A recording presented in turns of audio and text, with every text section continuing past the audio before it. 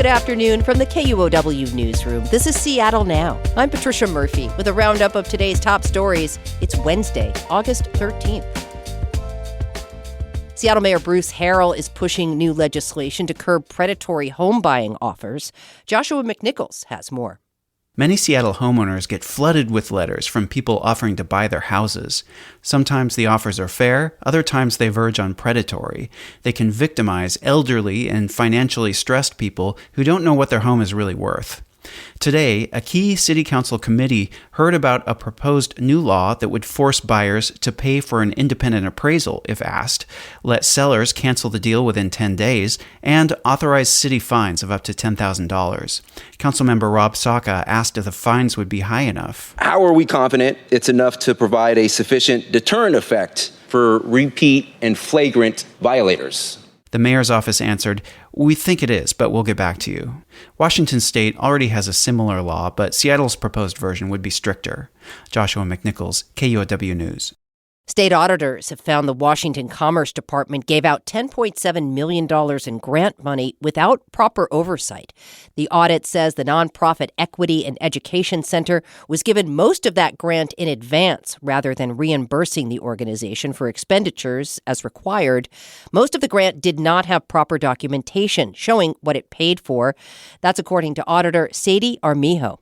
We actually went out to this grantee and tried to get that information from them, and we were not able to get a lot of it. We really were only able to get support for about $2 million, and some of that was still pretty questionable. Some of that spending was not allowed, Armijo said, like an open bar at a resort and first-class flights. Commerce Department head Joe Nguyen said since he took over the agency in January, he's made major changes to ensure that staff and grantees are properly trained to prevent such situations.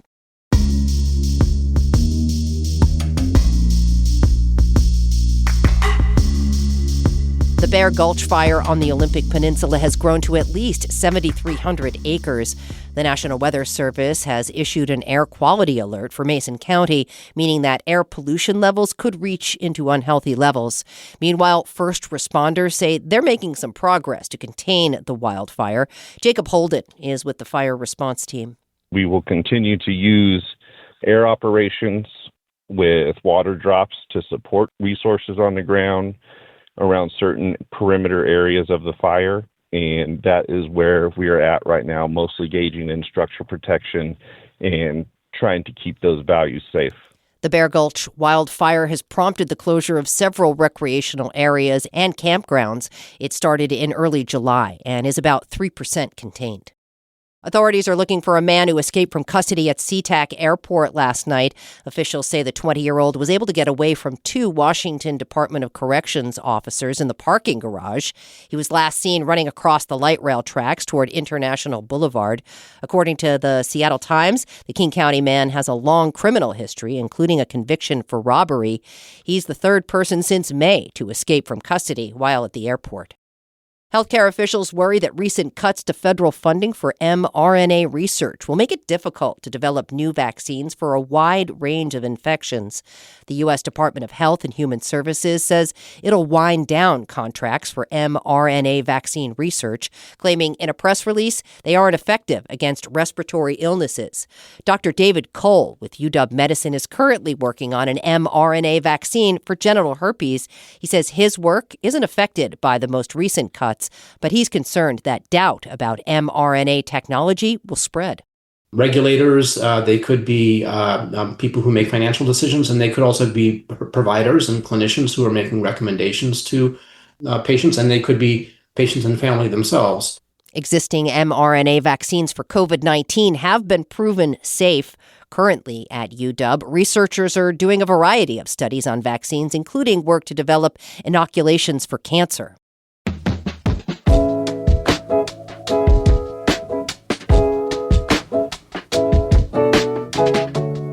More Washingtonians are getting licensed to carry concealed weapons. The Washington State Standard reports that about 14,000 Washingtonians have received concealed carry permits so far this year, a significant jump compared to the year before. In 2024, the number of Washingtonians with concealed carry licenses increased by about 6,000. The trend comes as the state plans to launch a new system by 2027 that would require permits for anyone who wants to own a firearm. A number of Seattle artists are looking for a new workspace after a fire gutted their building in Ballard. A dumpster fire Friday night spread to the building that houses the Ballard Collective, a group of 15 artists and wellness practitioners. Seattle Times reports no one was in the building at the time, but the fire caused about $70,000 in damage. Seattle Fire Department has ruled the cause undetermined. The estate of Paul Allen has sold the Portland Trailblazers. OPB's Kyra Buckley reports the group buying the NBA team is expected to keep the franchise in Rip City. Tom Dundon is owner of the pro hockey team, the Carolina Hurricanes, and will lead the ownership group buying the Blazers, according to reporting from Sportico. Dundon helped develop an entertainment district on publicly owned land around the Hurricanes arena in Raleigh. That experience could help the new owners revive the Rose Quarter. The new ownership group also includes Portland-based Shield Tile of Collective Global, a venture capital firm. Tile's spouse is head of the Oregon Health Authority. It's unclear how much the group will pay for Portland's NBA team, which is valued around $4 billion. The league's Board of Commissioners still needs to approve the sale before it's final. I'm Kyra Buckley, reporting.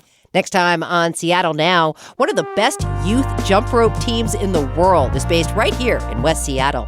We'll visit Rain City Rope Works as young athletes prepare for a world competition in Japan. I feel like I have almost a burden to show everybody else what jump rope is about. I wouldn't say burden, more like a duty. That's a better word for it. Hear that Thursday morning. And that's all for today from the KUOW newsroom in Seattle. Our producer is Andy Hurst, and I'm Patricia Murphy. Seattle Now and KUOW are members of the NPR network. See you soon.